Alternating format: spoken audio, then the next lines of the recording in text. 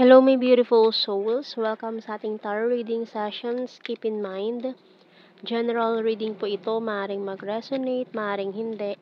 Kunin niyo na lang po kung para sa inyo and leave the rest.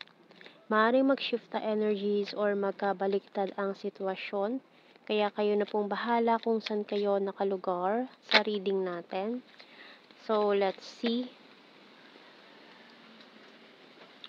First card natin, the Lovers agad. Uy. And, Nine of Swords. And the Queen of Wands. Hermit card. The Four of Pentacles. Three of Pentacles. The Queen of Swords. And the Five of Pentacles. Bottom card natin is the Six of Cups. Okay. So, maaaring itong taong ito na ginost ka noon with this Five of Pentacles energy natin. So, ngayon bigla siya nakaramdam ng, ng pagka-miss sa'yo. Namimiss ka nitong taong to.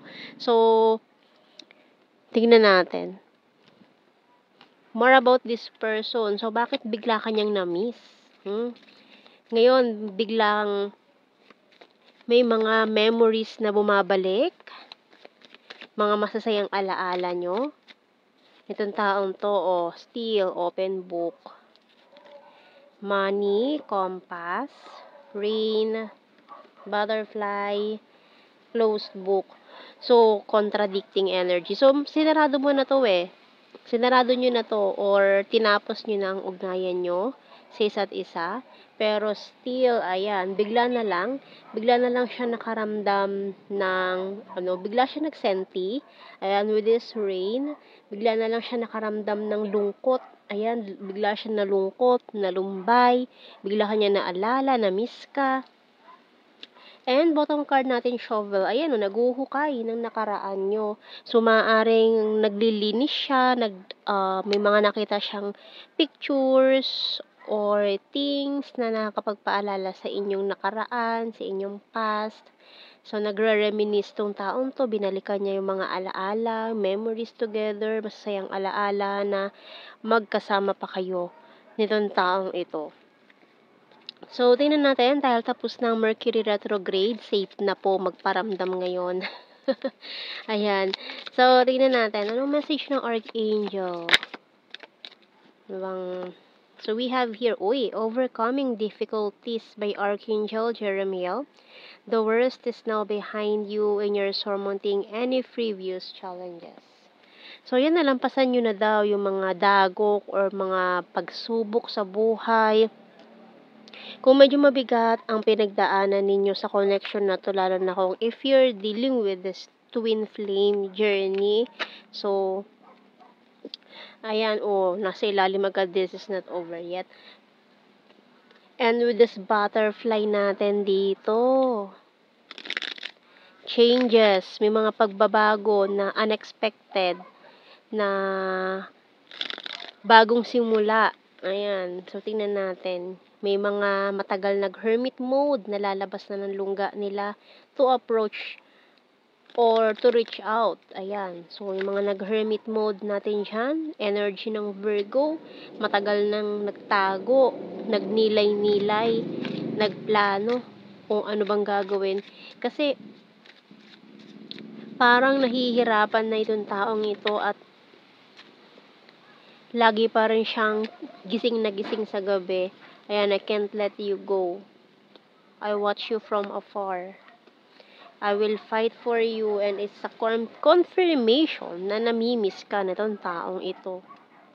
I miss you so much.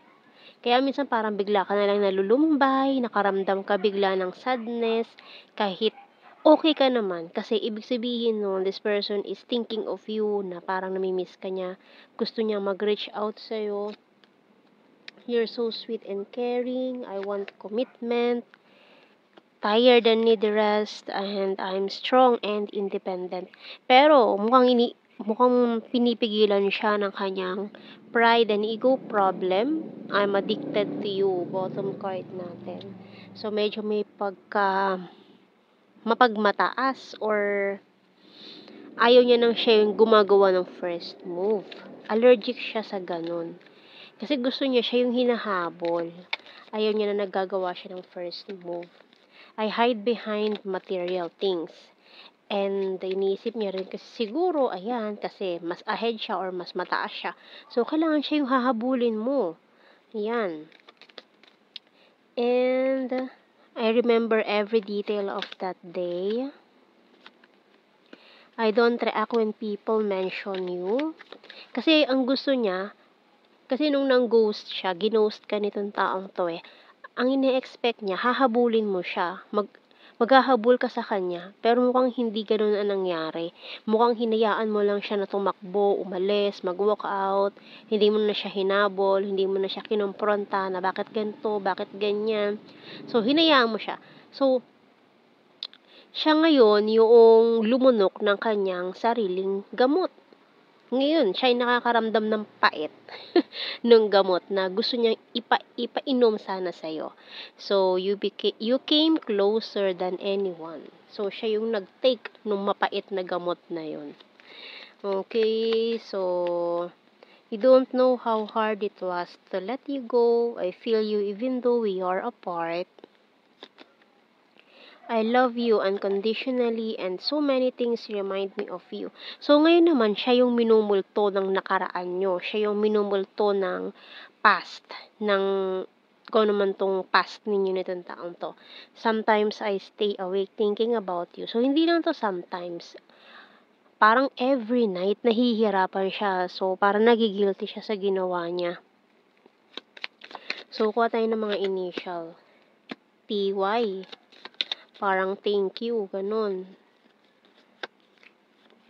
Enye.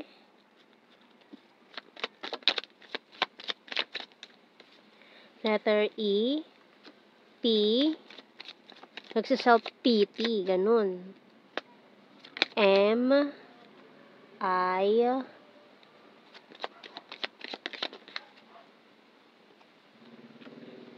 F.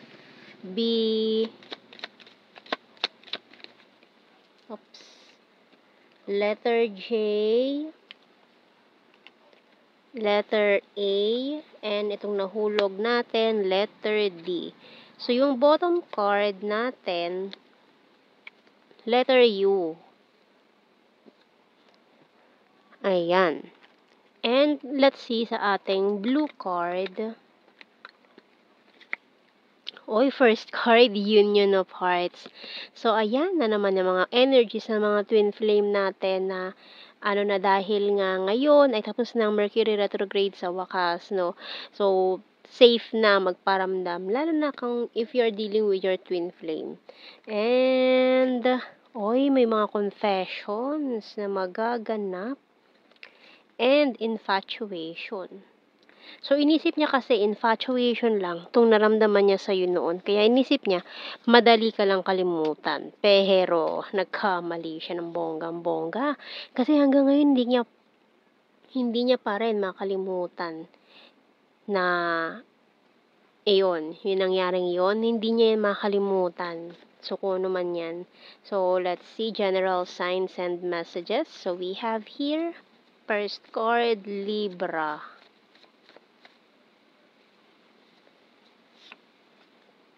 Wands is fire sign, Aries, Leo, Sagittarius, and another Sagittarius. And has dirty sense of humor. Shy at first, so nahihiya pa siya. We have also here Leo sign. Ayan o, si runner card. Tumakbo. And then, ayan, siya ngayon ang maghahabol. The runner and the chaser. And we also have here Taurus, sweet, other country, Cup is water sign, Cancer, Scorpio, Pisces, and another Pisces. Trustworthy, birthmark. Soon, North PH. food lover, very loyal, water sign, Cancer, Scorpio, Pisces. Number 8, long distance. So, maring isa ito sa mga humadlang. You have this long distance situation. And popular. Oy, popular. So, yan ang ating reading. Thank you for watching. Take care and God bless. See you in our next reading, guys. Bye-bye.